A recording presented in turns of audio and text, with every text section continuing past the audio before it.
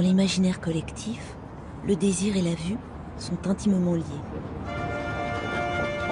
On s'embrasse du regard, on se dévore des yeux, et on s'aime parfois, juste au premier coup d'œil.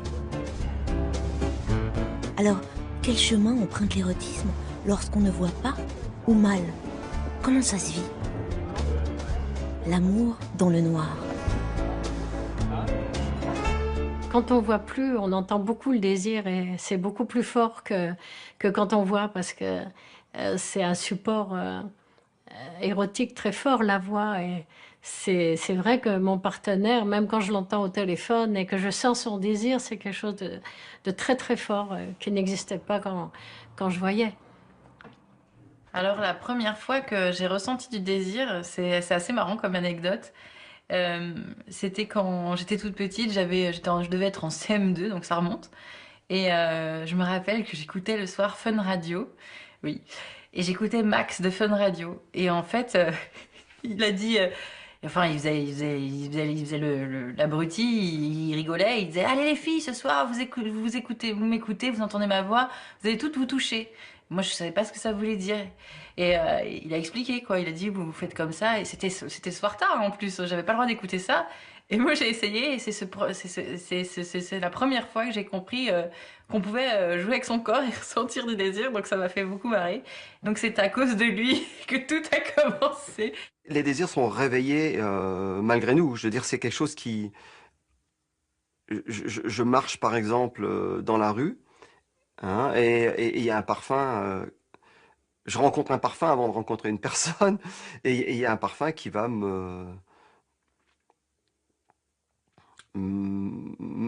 allumer en moi une envie. Clairement, c'est le moment béni pour moi quand je peux danser avec la femme convoitée. C'est qu'à un moment donné, bah, justement, il va y avoir ce toucher et qui est vraiment super important. C'est là que je vais me rendre compte tout de suite s'il y a désir ou pas, quoi. Il y a quelque chose qui passe qui vraiment, en général, ne trompe pas. Voilà. Avant tout ce qui se passera, et avant la voix, avant d'entendre une personne parler, en fait, ce que je vais sentir, je suis comme un animal, je renifle, et ce que je vais sentir, c'est son odeur. Pas son parfum, son odeur d'homme, de personne. Et si cette odeur-là, elle est agréable, tout de suite, ça va déclencher, en fait, une sorte de chimie qui se met en route.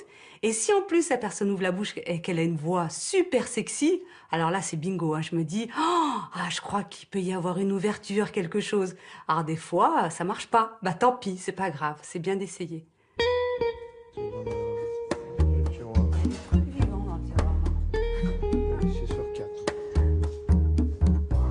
Sur mon profil, sur le site de rencontre, j'avais un peu menti.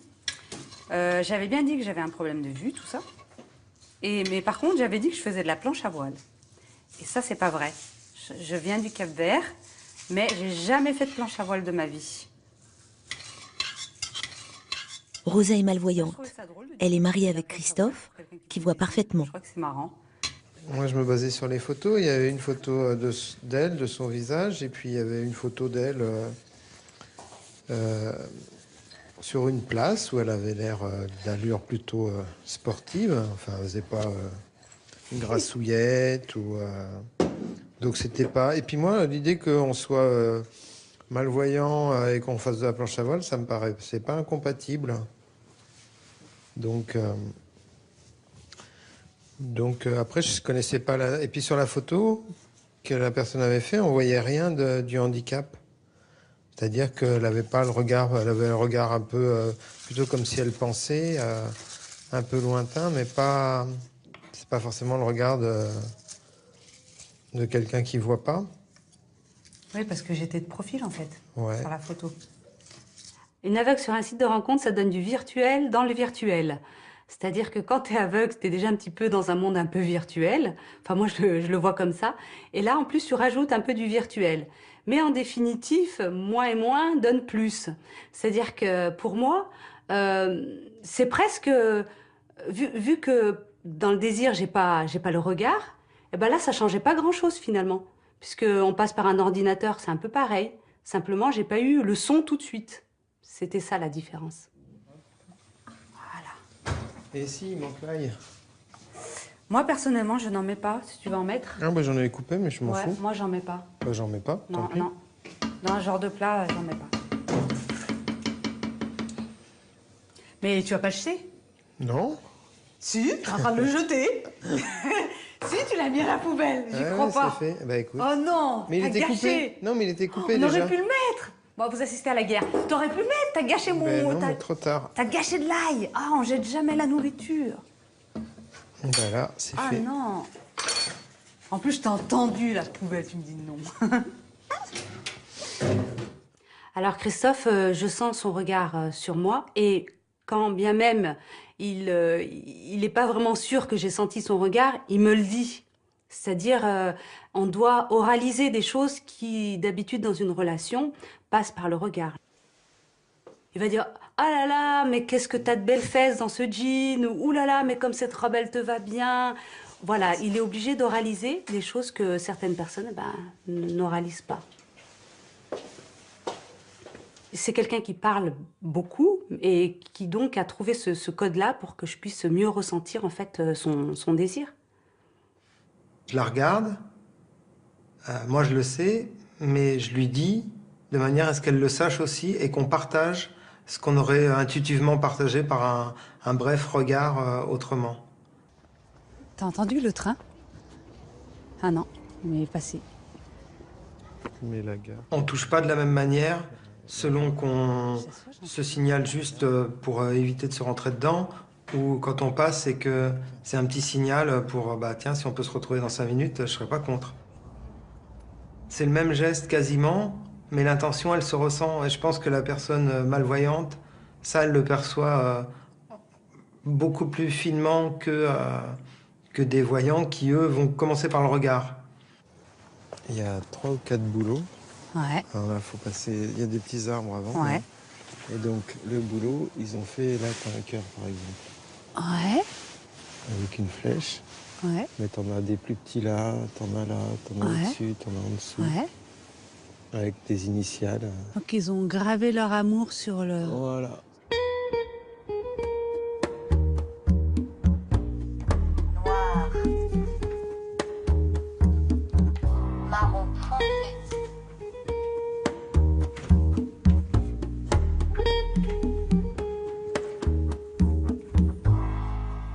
Laurence a 73 ans.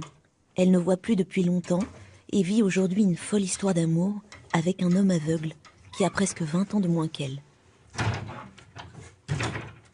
La cécité, je trouve, elle m'a rendue beaucoup plus sensuelle. Et il s'est trouvé que quand j'ai perdu la vue, il y a pas mal d'années, j'ai rencontré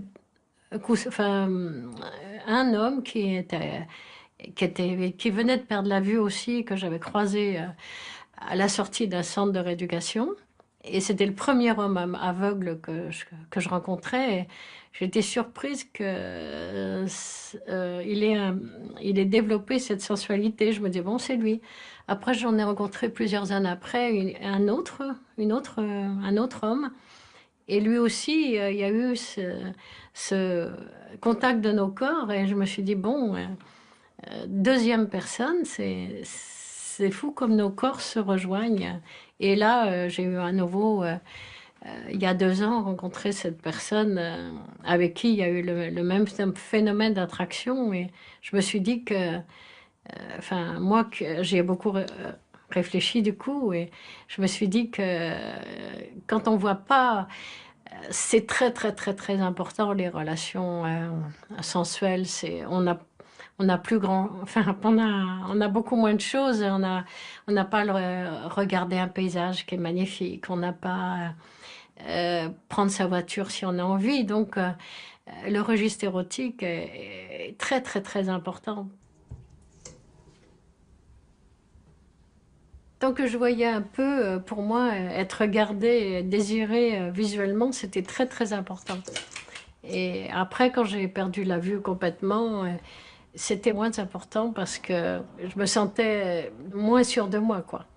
Et aussi parce que j'avais plus 20 ans ni 30 ans, donc c'était plus risqué.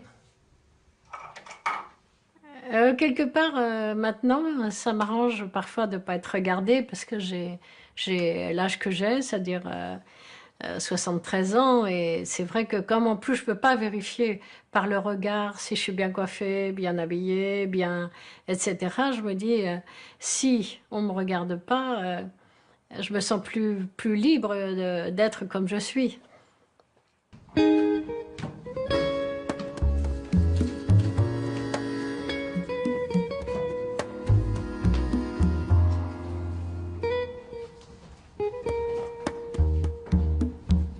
En fait, mon imaginaire érotique, il reste quand même visuel. Parce que, par exemple, quand je commence le sexe de mon copain, j'imagine cette position, je me vois dans cette position, et je la trouve très érotique. Et elle fait référence aussi à un imaginaire que j'ai au fond de moi, qui a été certainement créé par les livres ou les films quand je voyage, je sais pas. Mais en tout cas, ça fait référence à quelque chose de troublant qui est en moi déjà. Dossier de... J'ai une proposition. Kama Sutra, la femme de papier. Entrez. Tu m'avais promis pour notre prochain rendez-vous une surprise très douce. Lorsque tu arrivas, il y avait quelque chose de volumineux qui gonflait la poche de ton blouson. Le cadeau semblait de format défini, un peu mou, et, ma foi, oui, mouvant. Car je le vis remuer légèrement sous le tissu avant que tu ne l'exhibes triomphalement. C'était un petit chat, un adorable petit minet gris et blanc, au nez rose, aux poils floconneux. L'érotique se met en place aussi beaucoup avec les mots. Parce que si moi je vis quelque chose, par exemple, l'autre jour on a fait l'amour sans pouvoir parler parce qu'il y avait quelqu'un à côté. Et je trouvais que l'acte d'amour était très pauvre, quoi, parce qu'on ne pouvait pas se parler, dire ce qu'on ressentait. Et c'est vrai que les choses qui se mettent en jeu, c'est surtout le souffle et la parole. C'est-à-dire dire, par exemple, quand l'autre dit ce qu'il ressent, ce qu'il aime, c'est très sensuel. Enfin, pas sensuel, non, c'est troublant. Je retenais mon souffle, attentive au sien, respiration légère et si troublante qui frôlait à peine mes muqueuses d'un air un peu plus frais ou un peu plus chaud, je ne savais plus. Le train roulait à vive allure vers la frontière allemande. J'étais bien installé sur ma banquette lorsqu'un parfum me parvint de derrière la porte du compartiment. Il s'agissait d'une fragrance légère et humide qui disait les fleurs ouvertes et la pierre moussue des bords de ruisseaux en crue. Ce parfum printanier ne mit pas longtemps à réveiller dans mon bas-ventre un désir rouge et dru. Pour Jean-Pierre aussi, les mots sont essentiels. Chez cet écrivain voyageur qui a perdu la vue à l'adolescence, l'érotisme est une source d'inspiration majeure. Eh bien, c'est assez simple. Quand j'avais 13 ans environ, et il y a eu un choc dans ma vie. J'étais derrière la porte du salon chez mes parents. J'allais ouvrir la porte du salon qui était verte, pâle. Je voyais encore un tout petit peu. Et j'ai entendu, pour rentrer dans la cuisine, et j'ai entendu ma mère qui parlait avec mon père et qui a dit « Ce qui est terrible, quand Jean-Pierre sera aveugle, il ne pourra pas rencontrer de femme normale. » J'ai ouvert la porte, mes parents sont sortis à ce moment-là et j'ai été très très mal. Vraiment très très mal. Et je pense que ça a été une des choses qui a, à mon insu, longuement, après quand je m'en suis rendu compte, j'ai commencé à fonctionner tout à fait autrement et de manière beaucoup plus respectueuse envers les femmes. Mais ça a été quelque chose qui a fait que j'ai passé mon temps à changer de compagne pour prouver pour prouver à ma mère qu'elle avait tort, quoi.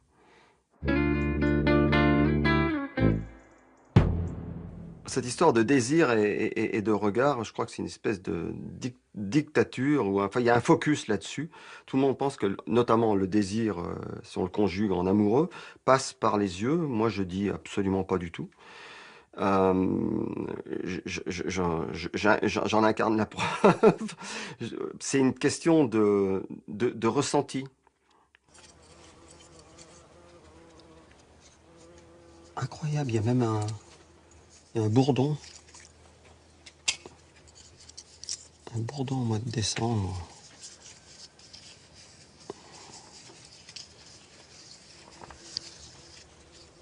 Le désir, il est corporel, quoi. Il est, il est corporel et il émet.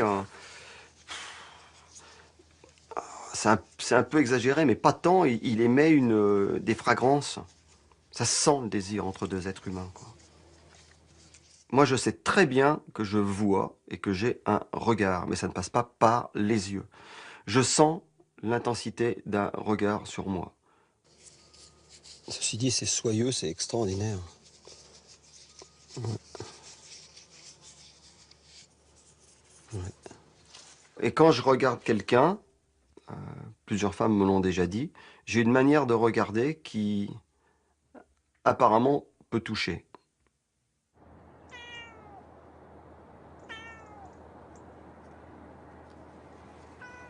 Ce qui est bien quand on voit pas, c'est qu'on va être surpris par comment l'autre va nous appréhender. On voit pas sa main arriver vers son ventre, ou vers son épaule, ou vers son visage pour caresser un visage. Alors que quand on voit, je pense que on anticipe un peu sur quand l'autre s'assoit d'une certaine manière, ou s'allonge d'une certaine manière, ou tend les bras vers soi. Ça peut perdre un petit peu de goût, peut-être, ce qui se passe, parce qu'on anticipe.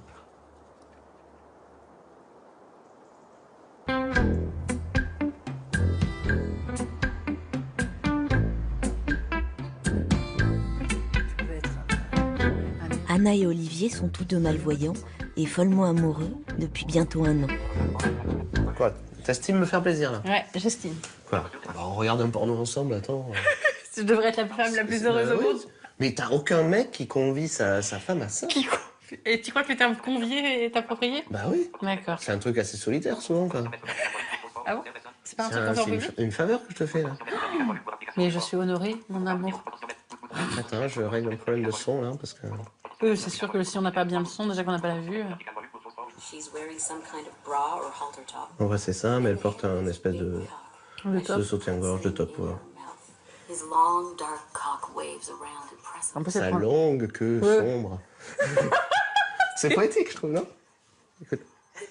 On dirait que c'était vraiment ça. Écoute. Sucking. J'ai l'impression que c'est un reportage animalier. C'est un peu... Non. Ah si, elle a le ton du reportage animalier, je trouve. Je suis d'accord. Le lion à la source va boire. Attends, écoute.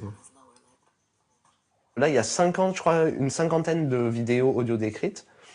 Après, moi, enfin, je trouve que il y a plusieurs défauts. C'est que c'est pas vraiment, ils respectent pas les codes de l'audiodescription dans le sens où la commentatrice parle trop et laisse pas assez en évidence le son original de la vidéo. Enfin, je veux dire, déjà que nous on n'a pas l'image, ce qui serait excitant, c'est qu'on entende un peu plus les voix, les gémissements, tout ça.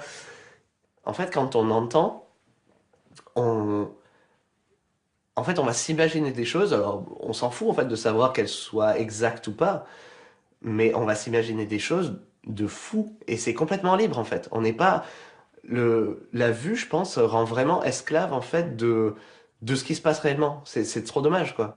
Pour moi, le vecteur de désir premier, c'est sur les mots. Et je supporte pas, par exemple, quelqu'un de vulgaire, mais je mets une différence entre le fait d'être vulgaire et le fait d'être cru. C'est-à-dire que le fait d'être cru va m'exciter, c'est-à-dire de dire des mots crus, mais le fait d'être vulgaire va complètement me couper tout désir. Par exemple, faut que je prenne un exemple concret. La vulgarité, ça passe pas par le fait de dire chatte. Pour moi, quand on dit chatte, ou je vais dire un mot très cru, ça peut être des vecteurs d'excitation. Mais par exemple, quand la personne va métaphoriser, je sais pas, en disant le minou, une pipe, je trouve ça tellement dégradant, et ça peut paraître très bizarre, mais pour moi, alors là, c'est fini, quoi. C'est plus possible. Non, mais toi, ça te fait kiffer, même si je te parle pas à toi. T'aimes... C'est ça, je trouve ça trop marrant. En fait, c'est de m'entendre parler genre avec assurance à des gens, toi tu trouves ça cool, quoi. Bah, tu m'avais dit la même chose pour moi, c'est-à-dire de voir l'autre dans un contexte dans lequel il est à l'aise et d'être épanoui, c'est forcément quelque chose qui alimente le désir. Ah, c'est trop marrant. Ça te flatte? Non, j'en sais rien. Si. Moi, je sais. Mais non, je sais pas. Tu me fais trop rire.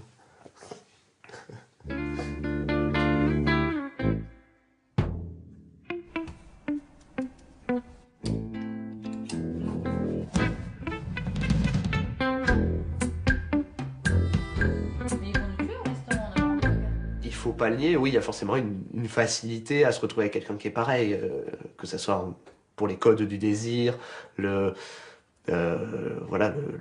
compliments qu'on peut se faire, ce genre de choses et la complicité en général, ouais, c'est un petit plus. Bah, si j'étais avec un voyant en permanence, ça me plairait pas. J'aurais l'impression de passer un entretien d'embauche en permanence. Je me sentirais constamment regardée, épiée, jugée pour une soirée comme ça en mode aventure, en mode séduction. C'est agréable. Forcément, notre ego est boosté au maximum. Mais par contre, pour toute une vie, c'est juste épuisant, quoi. Quand quelqu'un bienvoyant nous regarde, on se dit quelque part, il nous déshabille un peu du regard, et malheureusement, moi, je peux pas le faire, en fait. Et donc, c'est un peu, il faudrait, imaginez-vous, je sais pas, un premier rendez-vous, la personne à qui vous êtes vous demande de vous déshabiller entièrement, et en fait, et elle ne le fait pas, voilà.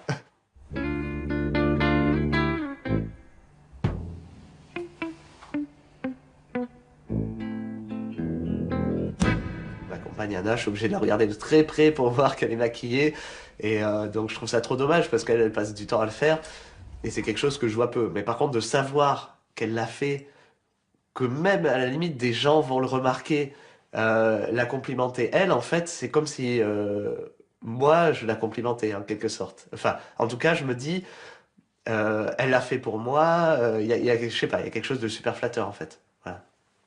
Dans nos débuts avec Olivier, on se regardait beaucoup. C'était trop mignon d'ailleurs, on s'installait à une terrasse et il y avait du soleil et on se regardait droit dans les yeux, on était contents. Ça nous suffisait.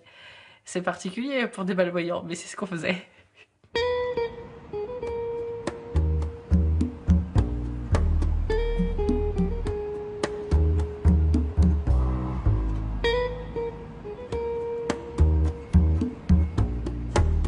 Les pas d'une femme dans la nuit, dans une rue déserte, avec des talons hauts. Je sais pas où elle va, et c'est vrai qu'aussitôt, je me dis peut-être qu'elle va venir chez moi. Moi, je trouve ça génial, justement, de pouvoir imaginer des choses et de ne jamais savoir si les choses sont vraiment, si elles existent vraiment, comme on les a imaginées. Ça rend la vie vivante, quoi. Le fait d'avoir une relation avec quelqu'un, je me sens beaucoup plus en vie. Et d'ailleurs, envie en deux mots et en un mot, c'est envie et envie. Je me sens en vie. Pour de plus amples informations, vous pouvez contacter l'Union nationale des aveugles et déficients visuels 0800 940 168 www.unadef.com. Pour retrouver toutes ces informations, ainsi que d'autres, le site internet de France 5 est à votre disposition. www.france5.fr/à vous de voir avec des / ou écrivez-nous à vous de voir France Télévisions, pôle France 5, 10 12 rue Horace Vernet, 92 130, ici les Moulineaux, Cedex 9. Auteur-réalisatrice, Ingrid Seemann. Producteur délégué, Emmanuel Schlumberger. Avec le soutien du Centre national du cinéma, de l'image animée et de l'UNADEV. Avec la participation de France Télévisions. Presse, Valérie Blanchet. Production, Céline Raffestin, Thomas Bonnet. Unité documentaire, Caroline Béard, Anne Gouraud, Hervé Guérin. Cette émission vous a été proposée par Bleu Cristal Média et France Télévisions.